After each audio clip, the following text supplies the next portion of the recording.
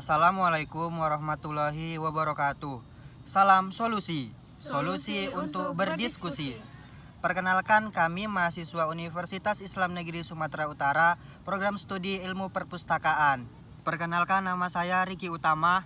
Saya Wulansari Gultom. Saya Rizka Hayatul Mapra. Video ini kami buat untuk memenuhi mata kuliah kewarganegaraan. Kami dari kelompok 2, materi yang akan kami bahas berjudul Negara, Agama, dan Warga Negara. Negara adalah suatu organisasi dalam suatu wilayah yang memiliki kekuasaan tertinggi yang sah dan ditaati oleh rakyatnya. Menurut Wulan, bagaimana sih bentuk-bentuk negara pada masa sekarang? Jadi, bentuk negara dapat dibedakan dalam 3 macam, yaitu yang pertama, negara kesatuan. Negara kesatuan adalah negara yang tidak tersusun pada beberapa negara, seperti halnya dalam negara federasi, melainkan negara itu sifatnya tunggal, artinya hanya ada satu negara, tidak ada negara dalam negara. Jadi dengan demikian, di dalam negara kesatuan itu juga hanya ada satu pemerintahan, yaitu pemerintahan pusat yang mempunyai kekuasaan atau wewenang tertinggi. Yang kedua, negara federal. Negara federal dilihat dari asal-usulnya, kata federal berasal dari bahasa Latin yaitu feodus, yang artinya liga. 3. Negara konfederasi. Di dalam mengartikan dan memahami bentuk negara federal ini, kadang-kadang kita digaduhkan dengan adanya bentuk konfederasi. Riki, bagaimana hubungan Islam dan negara di Indonesia? Hubungan agama dan negara di Indonesia dapat digolongkan ke dalam 2 bagian. Yang pertama, hubungan agama dan negara yang bersifat antagonistik. Bahtiar mengatakan bahwa Indonesia akar antagonis hubungan politik antara Islam dan negara tak dapat dilepaskan dari konteks kecenderungan pemahaman keagamaan yang berbeda. Awal hubungan yang antagonistik ini dapat ditelusuri dari masa pergerakan kebangsaan ketika elit politik nasional terlibat dalam perdebatan tentang kedudukan Islam di alam Indonesia merdeka. Yang kedua, hubungan agama dan negara yang bersifat akomodatif.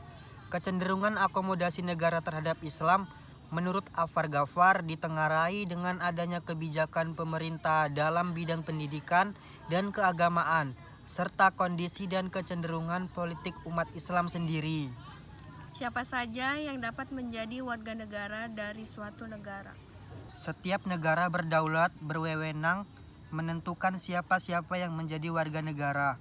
Dalam menentukan kewarganegaraan seseorang dikenal adanya asas kewarganegaraan berdasarkan kelahiran dan asas kewarganegaraan berdasarkan perkawinan.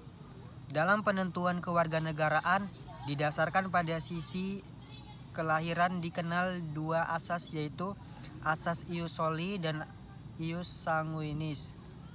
Ius artinya hukum atau dalil. Soli berasal dari kata solum yang artinya negeri atau tanah. Sanguinis berasal dari kata sanguis yang artinya darah. Asas ius soli. Asas yang menyatakan bahwa kewarganegaraan seseorang ditentukan dari tempat di mana orang tersebut dilahirkan. Yang kedua, asas ius sanguinis. Asas yang menyatakan bahwa kewarganegaraan seseorang ditentukan berdasarkan keturunan dari orang tersebut. Negara memiliki kewenangan untuk menentukan warga negara sesuai asas yang dianut negara tersebut. Dengan adanya kedaulatan ini, pada dasarnya suatu negara tidak terikat oleh negara lain dalam menentukan kewarganegaraan. Negara lain juga tidak boleh menentukan siapa saja yang menjadi warga negara dari suatu negara. Penentuan kewarganegaraan yang berbeda-beda oleh setiap negara dapat menciptakan problem kewarganegaraan bagi seorang warga. Secara ringkas, problem kewarganegaraan adalah munculnya apatride dan bipratrid. Adapun apatrid